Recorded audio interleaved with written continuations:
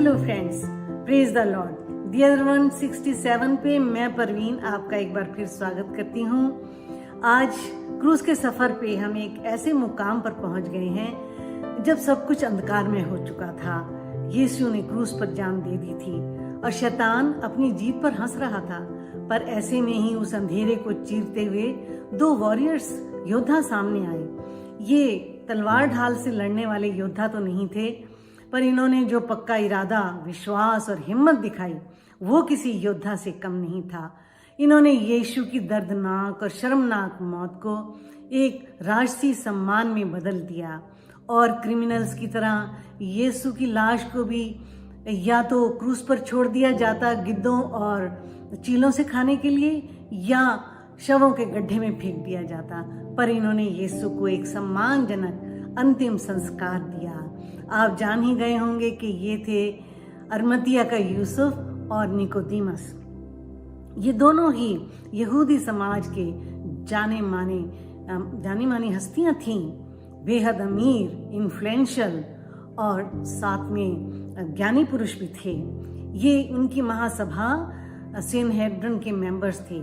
Nicodemus वही यहूदियों का सरदार था जो एक रात यीशु से मिलने आया था।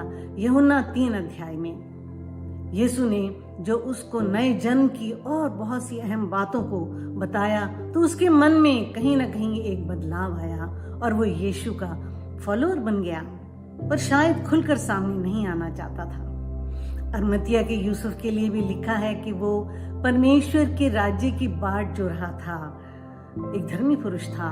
उसने सेनहेड्रिन में यीशु को बचाने की बहुत कोशिश की, पर सफल ना हो पाया। वो भी यीशु का फॉलोअर था, पर अब तक सामने नहीं आया था। पर आज सब कुछ बदल गया था। परमेश्वर के उस प्लान को पूरा होना था।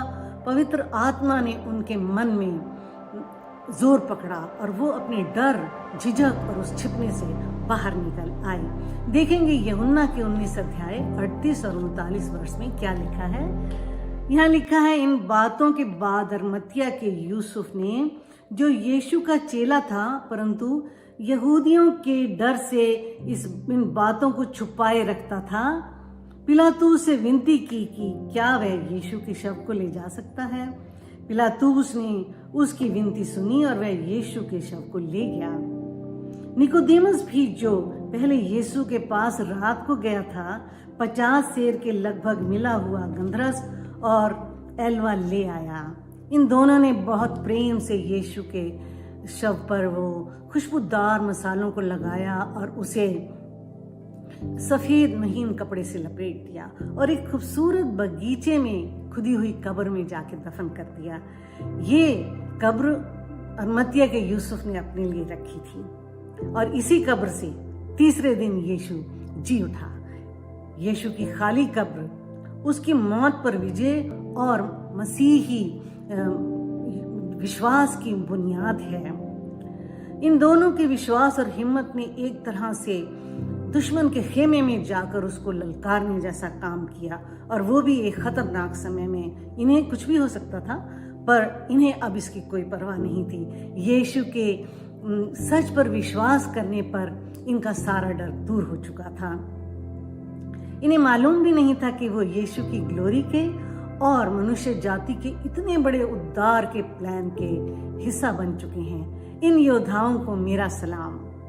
प्रियो, जैसे निकोदीमस और यूसुफ ने अपने यूनिक और अद्भुत तरीके से यीशु की ग्लोरी को बढ़ाया, ऐसे हम भी उसकी ग्लोरी का हिस्सा अपने अपने यूनिक तरीके से हो सकते हैं। यीशु के आत्मा से जुड़े और उसके सच पर पूरा विश्वास करें। हमारा डर अपने आप ही दूर भाग जाएगा और आप भी यीशु के योद्धा बन जाएंगे। तलवार से, हथियारों से लड़ने वाले नहीं, बल्कि प्रेम से लोगों का दिल जीतने वाले। यीशु के सिपाही आगे कदम मार, के सलीब है आगे तेरे नामदार, तेरा शाही पेशवा है यीशु मसीह, उसके झंडे आगे चलते हैं सरी। यीशु के सिपाही आगे कदम मार, के सलीब है आगे तेरे नाम उधार। और आप सबका बहुत बहुत थैंक यू इन वीडियोस को शेयर करने का, लाइक और सब्सक्राइब करने का। आप अपने इंसाइट और सजेशंस नीचे कमेंट बॉक्स में भी लिख सकते हैं। Thank you, God bless you, आमीन।